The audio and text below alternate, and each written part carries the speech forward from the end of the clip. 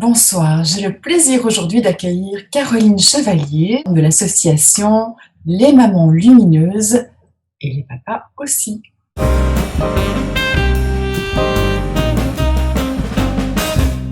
Bonjour Caroline. Bonjour. Tu es coprésidente de l'association Les Mamans Lumineuses et les papas aussi. Oui, donc nous sommes trois mamans, Sandra, Hélène et moi, qui avons créé les Mamans Lumineuses et les papas aussi. Tout d'abord, nous avons créé un groupe privé Facebook, une page Facebook et ensuite une association du même nom. On s'est rencontrés parce qu'en fait, on habite la même région, le sud-ouest de la France.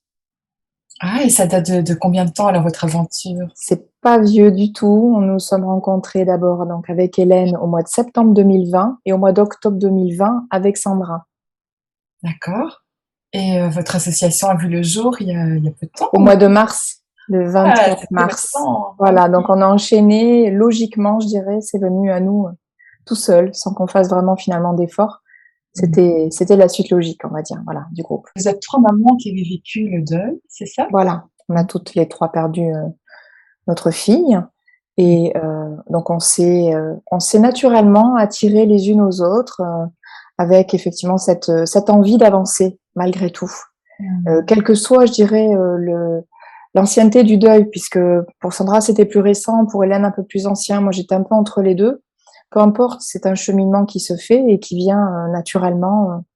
Et on a les bonnes personnes qui viennent sur notre chemin. Et c'est surtout ça qui est incroyable. On s'est croisés sur des groupes de deuil, en fait. On s'est remarqués. Et après, on a pris contact et après, on s'est vu pour réellement. D'où vient ce charmant nom d'association?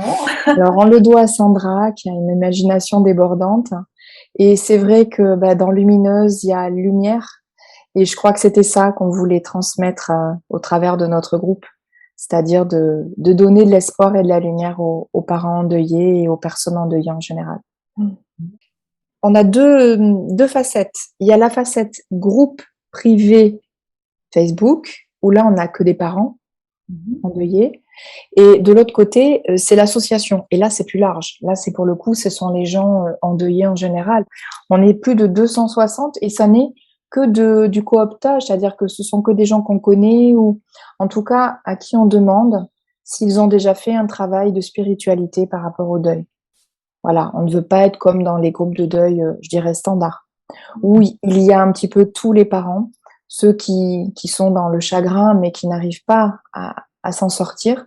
Et puis les autres, ceux qui disent mais qu'est-ce que je vais pouvoir faire pour m'en sortir? Qu'est-ce que vous faites alors pour aider les gens à s'en sortir? Ben voilà, exactement, c'est le lien idéal. Effectivement, c'est de se parler. Enfin, pour moi, c'était évident que ça tournerait autour de la parole, justement, le fait d'avancer. Et donc, ce qu'on a fait dès le mois de décembre, dès qu'on a ouvert le groupe fermé de Facebook, on a ouvert donc des possibilités de discuter par Zoom, en visio, ce qui fait qu'en fait, on peut toucher les parents où qu'ils soient. Alors, je veux dire les mamans parce que pour l'instant, nous n'avons eu que des mamans sur les groupes de parole. On laisse parler les mamans et qu'elles racontent leur chemin pour arriver à avancer pas à pas dans ce chemin de résilience, dans cet accueil du deuil, cette traversée que l'on fait ensemble.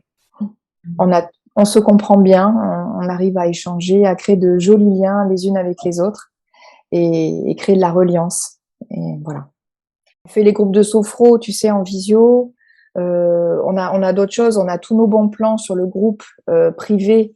Tous les vendredis, on sort un bon plan pour comment on va travailler, sur quoi on peut travailler, la méditation, les lectures, qu'est-ce que j'envisage pour pouvoir avancer sur mon chemin de résilience, quel est l'élément important que j'ai trouvé pour avancer, quel est le petit projet, pas un gros, hein, un petit projet pour dire allez là je vais faire quelque chose qui a du sens pour moi pour avancer.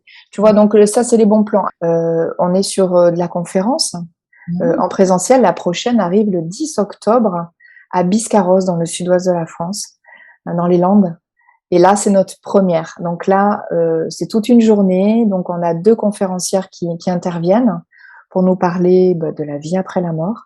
et des médiums aussi qui vont intervenir pour faire 2 séances de médiumnité publique. Caroline, tu nous parles de cette conférence, c'est vraiment super comme sujet. Et je pense que tu as créé un flyer avec toutes les informations. Donc, pour vous contacter au niveau des conférences et de toutes les activités que vous faites, il y a un site internet, forcément des adresses. Et je pense qu'on peut joindre ici sous la vidéo votre petite carte avec tous ces renseignements utiles pour vous joindre et pour avoir les renseignements, notamment au sujet de cette conférence aussi, quoi. Voilà. Tout à fait, et je te remercie vivement. Et à qui elle s'adresse, cette conférence? Est-ce que tout le monde est le bienvenu? Est-ce que c'est réservé uniquement à votre groupe? Comment ça se passe? Tout à fait, c'est ouvert à tout le monde, toute personne endeuillée, puisque là, on va effectivement parler de la vie après la mort. Et également, il y aura des contacts donc avec médium, donc ça peut toucher évidemment toute personne.